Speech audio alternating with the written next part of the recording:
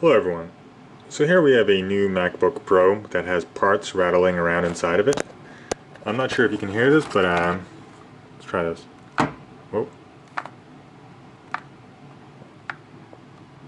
I don't know if you can hear that.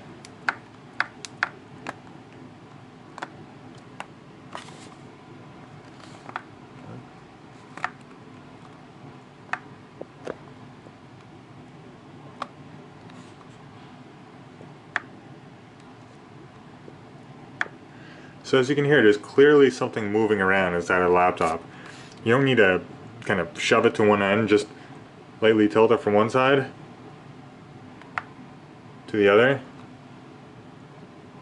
And I don't know how loud you can hear it on camera, but it's fairly loud. It's very easily noticeable, and you can kind of feel something moving inside of it. I'm not exactly sure what it is, but maybe this is something you might want to test with your new MacBook Pro, since this is, there's only been a couple of times where I've ever seen parts rattling around inside of a laptop.